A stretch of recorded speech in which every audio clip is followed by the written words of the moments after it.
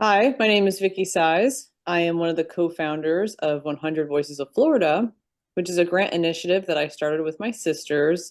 And I am here with our very first spring 2024 winner, director and writer and actor, Joshua Jean-Baptiste, who submitted Down to Zero.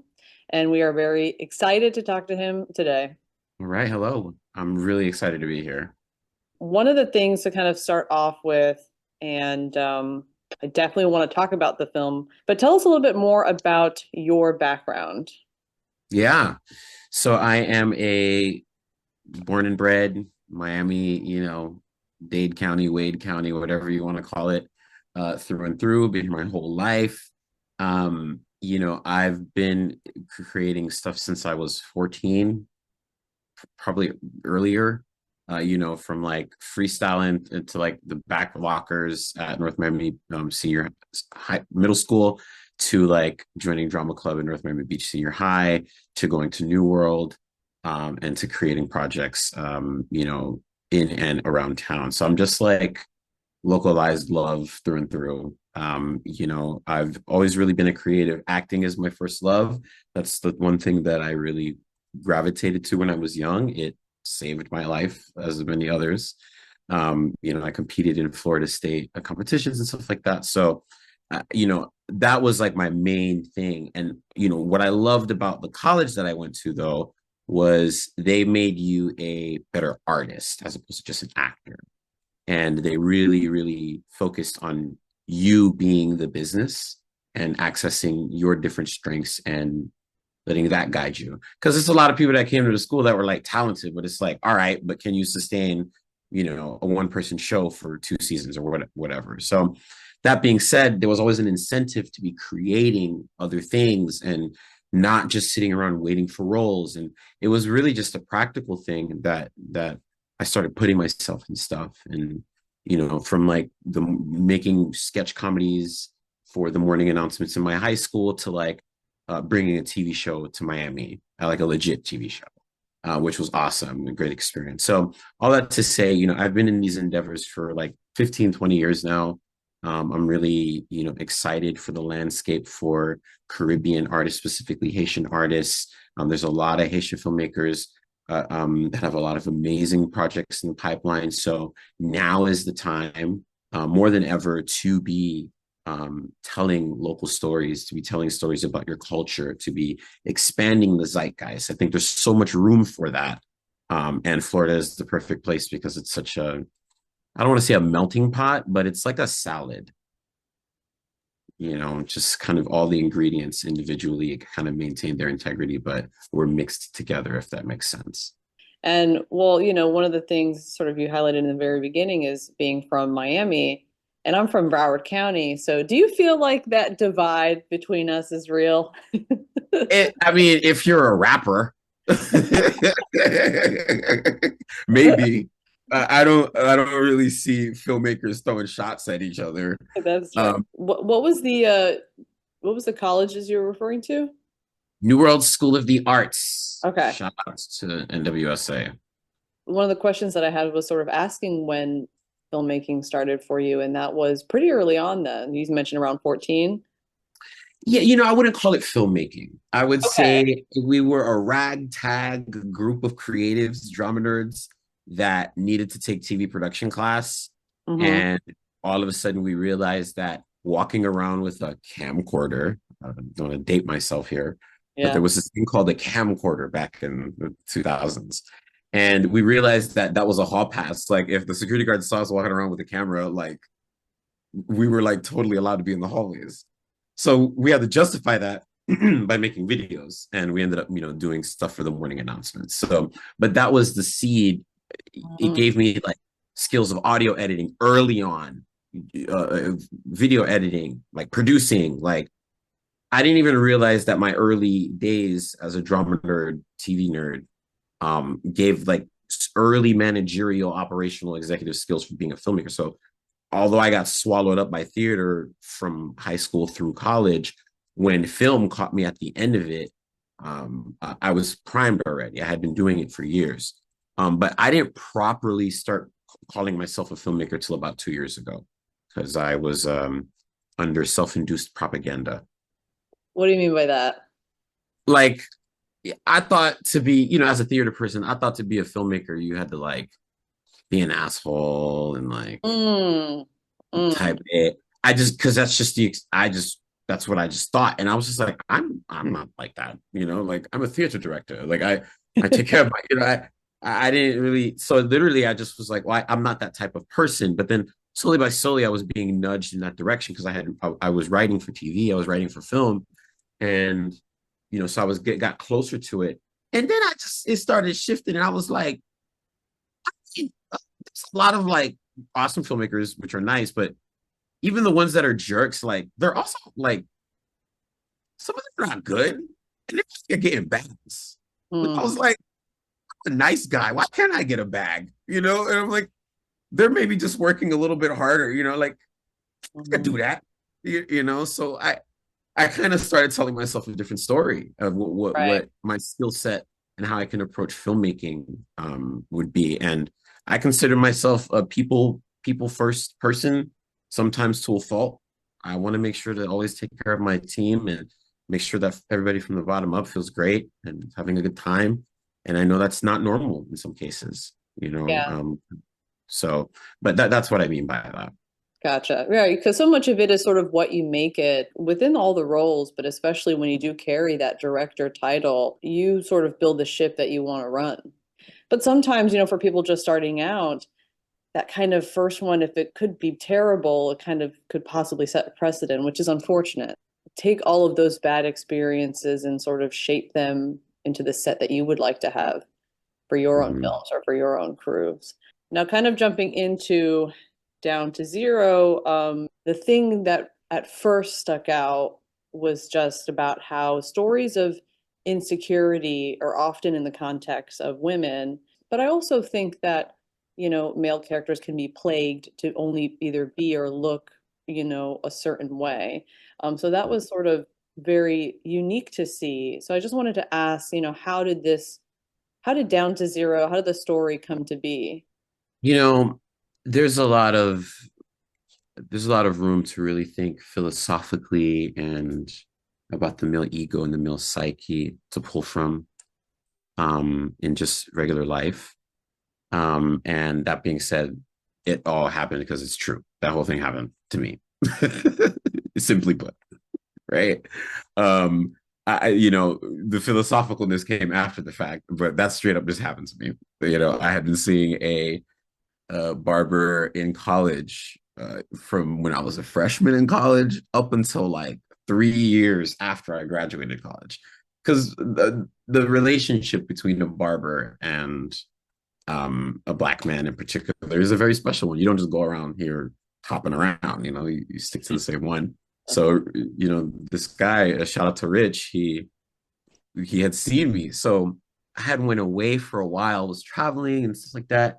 And I came back to get a cut from Rich, and the exact same thing happened. He started giving me a tape. He's like, yo, I have to take it back, bro. And I was just like, what you mean? And he's just he's like, I ain't got a lot to work with. Like, I'm gonna have to like inch it up to kind of make it match.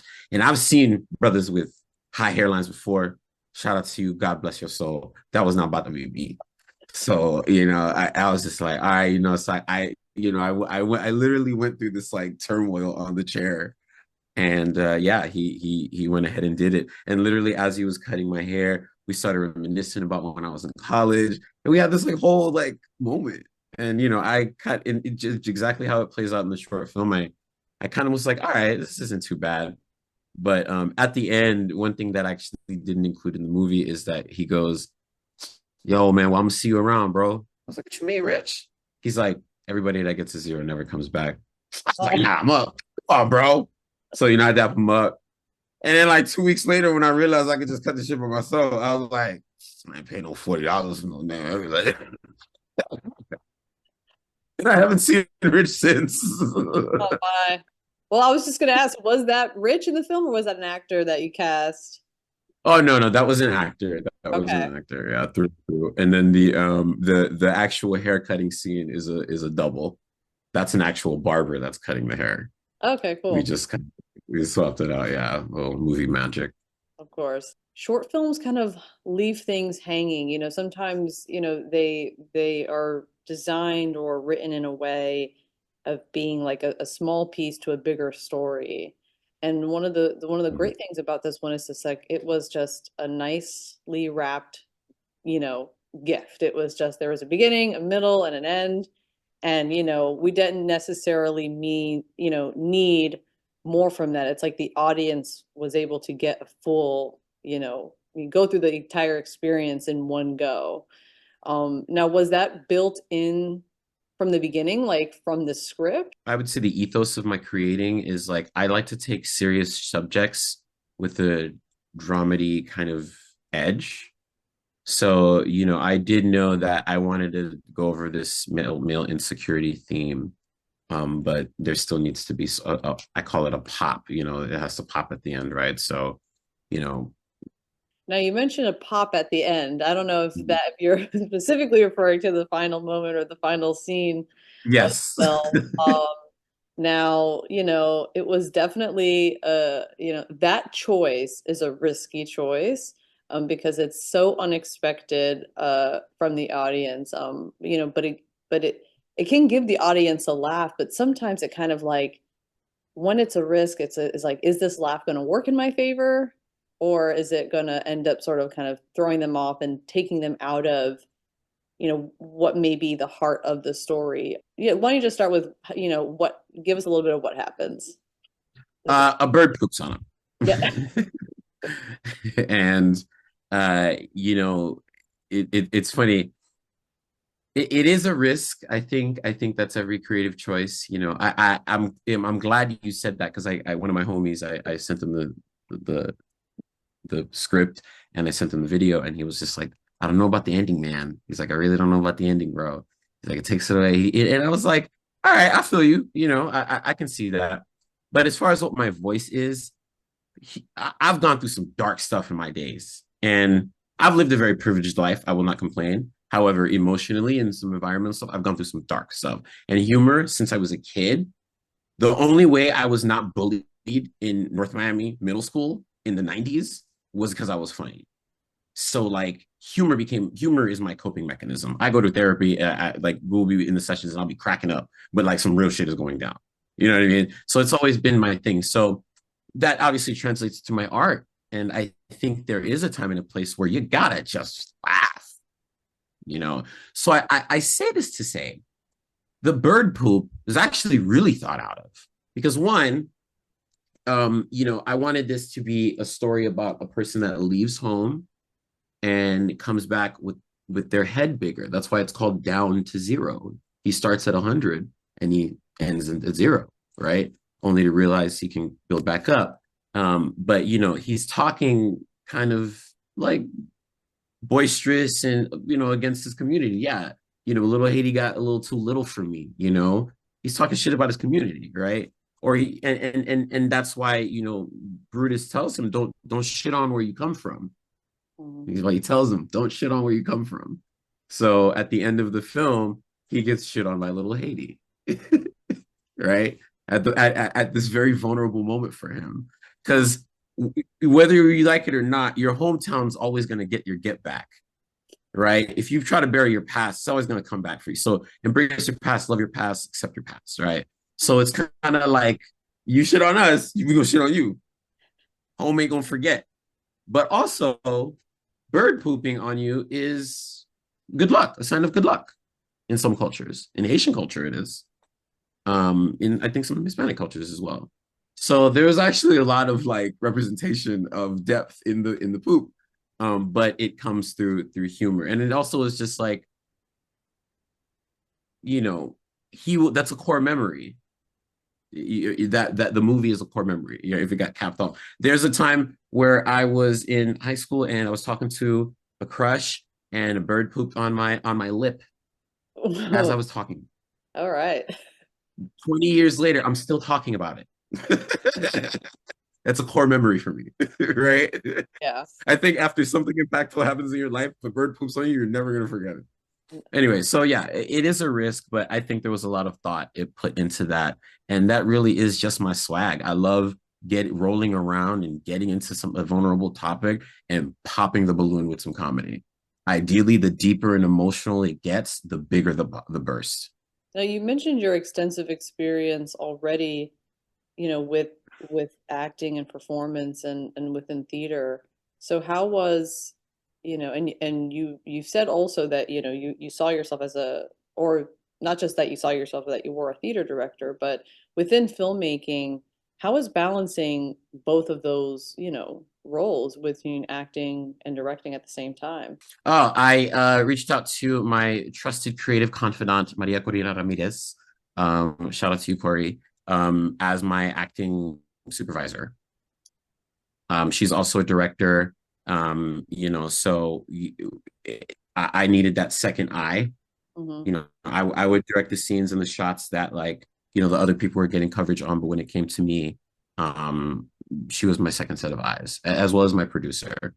They both gave a look and just kind of give me some like guidance or technical notes, anything I missed. So I owe that to her, especially just because that, like you said, that balance is very difficult. And when I'm acting, I just want to be worrying about acting. I don't want to be worrying about an angle.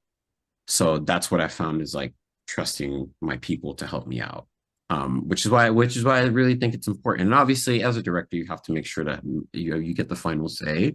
So I think maybe there is always room for discussion, and I need to make sure that my vision is well thought out of. So when I do communicate that, it's my job to kind of rally everyone behind that vision. But it's a collaborative effort. If that was whack, like I need to know. you know, it's in everybody's incentive that my acting is good.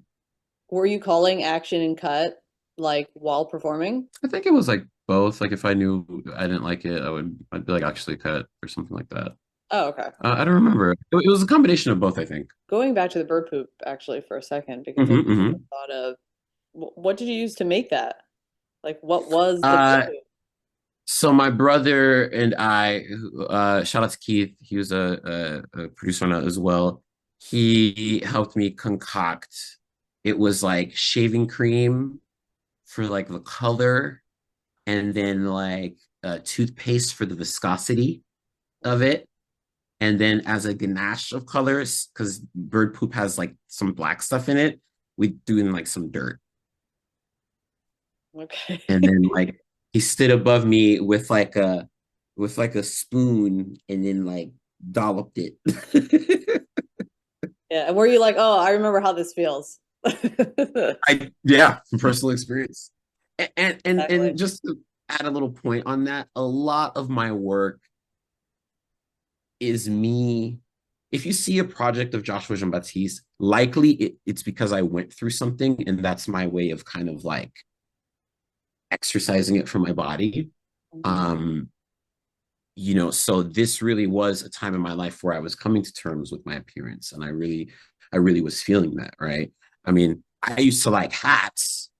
I love hats before I was balding, but then like now that I'm balding, like I have all these hats. But then it's like, oh well, you're wearing hats because you're for your bald. I'm like, no, but like I like hats. And then now it's like it's a whole thing. All that to say, I needed to get that out, and usually it's like my way of kind of dealing with that thing so I can move on. Mhm. A little therapeutic, but I try to imbue like some real. I read a quote where it was like, it's like the writer's job to like plug in their veins into the typewriter, and Mhm. that always like stood out to me. I forget who said the quote, but it always reminded me of like there needs to be blood in the script, meaning like there needs to be realness. Kind of it sounds weird, but like kind of like a sacrificial thing, right? You're Mhm. giving a part of yourself, you're giving a piece of yourself to this story to imbue it with something honest and truthful because audiences are not dumb. They can feel when Mhm. something's real, even if it's like the technical, like it doesn't matter how technical you could be shot with an iPhone. If it's some real stuff going on that screen, they're gonna feel it. And I try to like do that. I mean, we did a couple screenings. People were cracking up and coming to me afterward, like a bald dudes came up, yo, man, I'm like, I'm like, yo, I know. We have to say nothing. I know. So yeah, I try to imbue it with some honesty. But yeah, anyway, that was a tangent. One of the things I want to circle back to that you had highlighted was about the audience knowing. They just sort of know if something is real and the importance of, putting honesty on the page. Ultimately, an audience is something that I think we all want, and of course we want to protect our voice and, protect our vision and, present something that we are proud of, but to sort of do it in tandem with the audience, not Mhm. necessarily like segregate them as, something that, is almost getting in our way. So for someone just starting out and it's sort of kind of convinced or concerned that it's not possible, Convinced that it's not possible. Hmm. well, that might be a bit dramatic, but the, just sort of the scared, nervous, lovely concerned, filmmaker. all the things that, Yeah. come Well, with the I creative. want to stick to I want to stick to your original point. I think the first thing I would tell this to anybody starting anything is tell yourself a winning story. Like straight up. Because worrying is a prayer for the worst. You know, people people do things out of fear or out of love. It's really binary, right? So how you gonna start a whole venture based off of fear? For what? Literally, statistically speaking, provide me the data in which something started out of fear and worked. No, it's had to start out of love or something. A love for money, a love for attention, whatever. It starts with a love of something. So clearly you are being drawn to this pursuit, ideally by love, right? So tell yourself a winning story. And if you flop, all right, you weren't on your opponent's side. How you gonna start an adventure and then you on the opponent's side? Start on your side. You got to be the fan, and that's with anything. Because straight up in the film industry, and and this is well, most industries, but specifically what I've seen in the film industry is, I'm sorry, I've been cursing. Is that okay? Yeah, yes, yes. I have Okay, no problem with it, so okay, cool. hopefully I don't find out down Um, the line, but I'm good with it. but like, quote me on this. It's like in the film industry, nobody wants to fuck with you if nobody fucks with you. And how do you get people to fuck with you? Is you have to fuck with yourself. In layman's terms, like You should make like an you, infographic of that. but for real though, right? Like you have to. I've seen firsthand people that wanted to get involved with whatever I was involved in was because we was doing it anyway.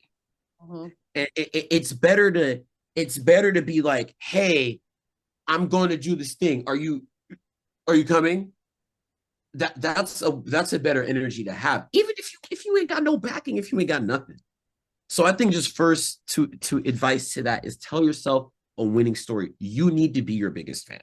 So once that story is told, just do the damn thing. I'm like, look, I'm still becoming a film director. And I think I will always be becoming a film director.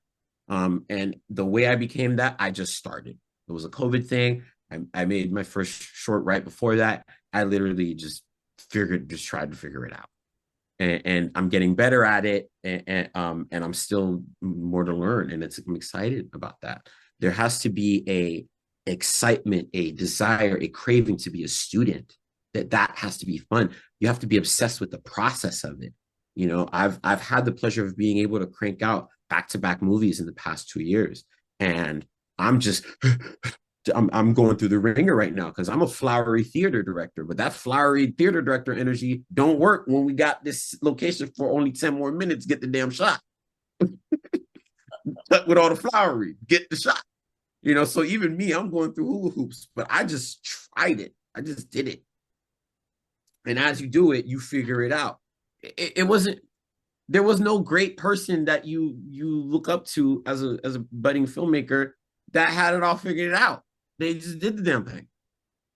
I don't think Scorsese was thinking about being Scorsese. He just was being Scorsese. Mhm.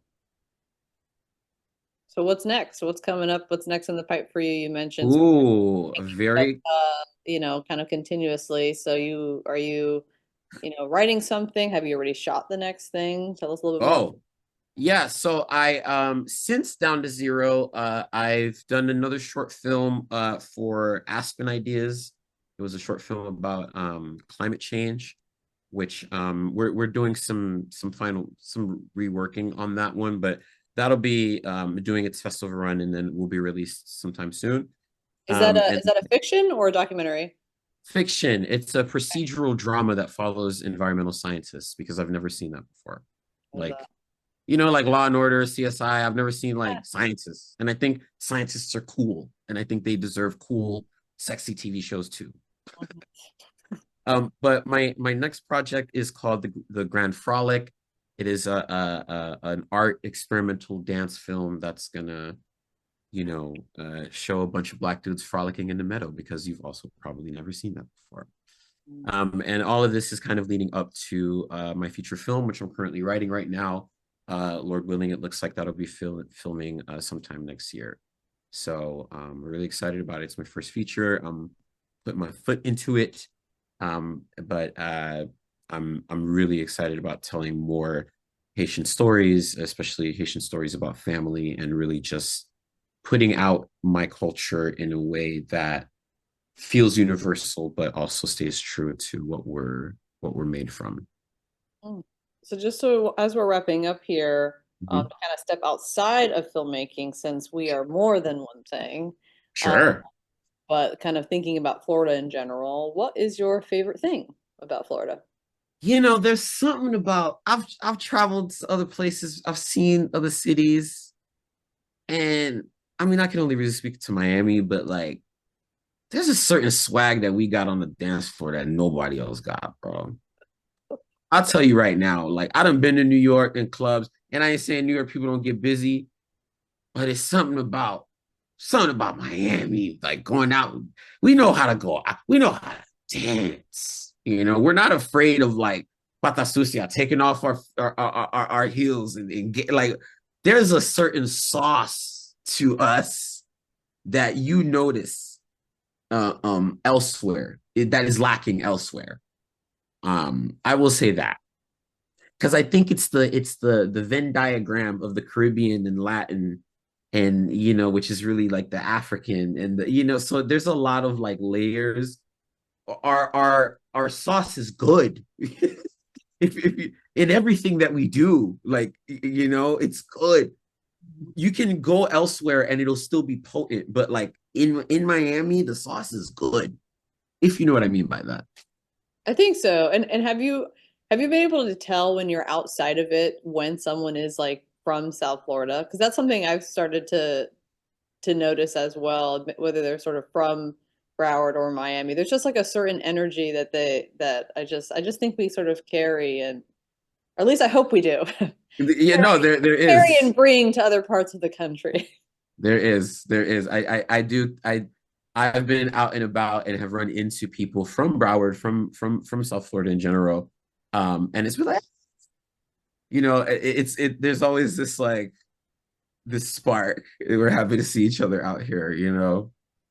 It's something special about that region because we're not like the rest of Florida really, but we're in Florida, so we kind of, it's a like the Florida madness goes both ways, right? Up and down the state. So we all have that now. But there is a certain swagger, a certain sauce, a certain cultural potency that I feel like I love, and that's really where I think the strength of our stories, of our products, of whatever we're doing, I think it always needs to come from that. Because there's no place like it. And if someone listening or watching, has never been to Florida, but let's say Hmm. they suddenly had the ability to teleport and they could either do, see, or eat one thing, what should that be? Do do if it's your thing, just go out dancing. Go to A Street, walk by several salsa clubs. Just go see what that vibe is like. I think the nightlife is just something if you are, into that thing, do that. Even the food, just go out. it was Miami is notable for that. C art, as much art as possible.